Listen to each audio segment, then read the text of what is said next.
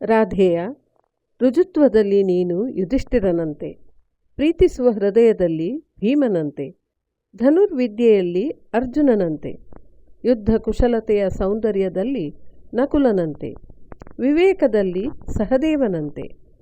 ಇಷ್ಟು ದಿನ ನೀನು ಮೂಲೆ ಗುಂಪಾಗಿದ್ದು ಸಾಕು. ನಿನ್ನ ಕಷ್ಟದ ದಿನಗಳು ಕಳೆದವು. ನನ್ನ ಜೊತೆಗೆ ಬಾ ರಾಧೇಯ. ನೀನು ಚಕ್ರವರ್ತಿಯಾಗುತ್ತಿ. 5 ಜನ ಸೋದರರೂ ನಿನ್ನ ತಾಯಿಯೂ ನಿನ್ನವರಾಗುತ್ತಾರೆ. ಬಾ ಎಂದನು.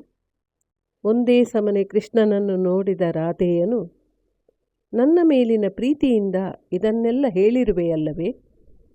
ಹೌದು, ಧರ್ಮದ ಪ್ರಕಾರವೇ ನಾನು ಪಾಂಡವ.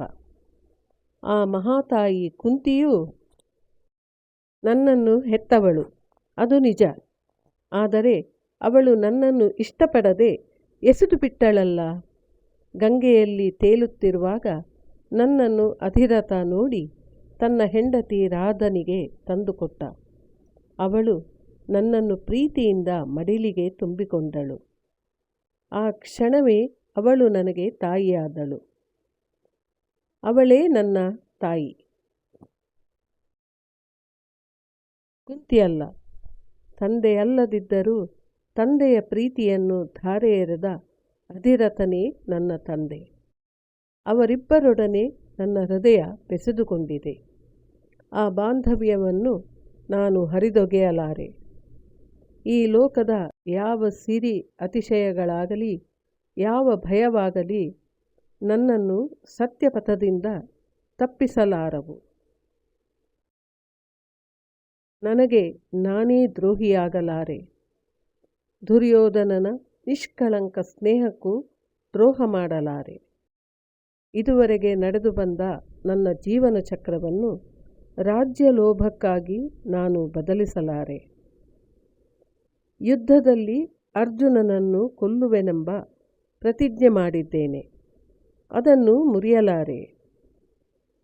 ಕೃಷ್ಣ, ನೀನು ನನ್ನನ್ನು ಹೆಸರಿನ, ಕೀರ್ತಿಯ, ಪಾಂಡವರ ಪ್ರೀತಿಯ ಆಸೆ ತೋರಿಸಿ ಕದಲಿಸಲಾರೆ. ನಾನೀಗ ನಿನ್ನ ಜೊತೆ ಬಂದರೆ ನನ್ನ ಈವರೆಗಿನ ಕೀರ್ತಿ ಪಾಡೇನು?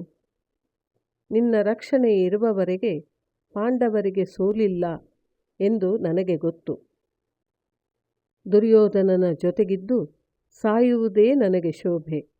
ಕೃಷ್ಣ, ನಾನು ಮೊದಲಿನಿಂದಲೂ ವಿಧಿಯ ಕೈಗೊಂಬೆ. ಅರ್ಜುನನೊಡನೆ ಯುದ್ಧವೆಂಬ ಮಹದಾಸೆ ಇಟ್ಟುಕೊಂಡಿದ್ದೆ. ನೀನು ನಿನ್ನ ಅರ್ಜುನನ ಮೇಲಿನ ಪ್ರೀತಿಯಿಂದ ಇದನ್ನೆಲ್ಲ ಹೇಳಿ ನನ್ನ ಮನಸ್ಸನ್ನು ಮುರಿದೆ.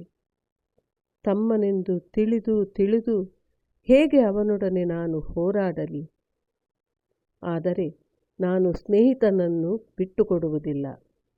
ಯುದ್ಧ ಮಾಡಿಯೇ ಮಾಡುತ್ತೇನೆ. ನಿನಗೆ ನನ್ನ ಮೇಲೆ ನಿಜವಾಗಿಯೂ ಪ್ರೀತಿ ಇದ್ದರೆ ಒಂದು ಉಪಕಾರ ಮಾಡುತ್ತೀಯಾ? ನನ್ನ ಕೋರಿಕೆಯನ್ನು ನಡೆಸಿಕೊಡುತ್ತೀಯಾ ಎಂದನು. ಇದು ಮುಂದಿನ ಭಾಗದಲ್ಲಿ ಮುಂದುವರಿಯುತ್ತದೆ.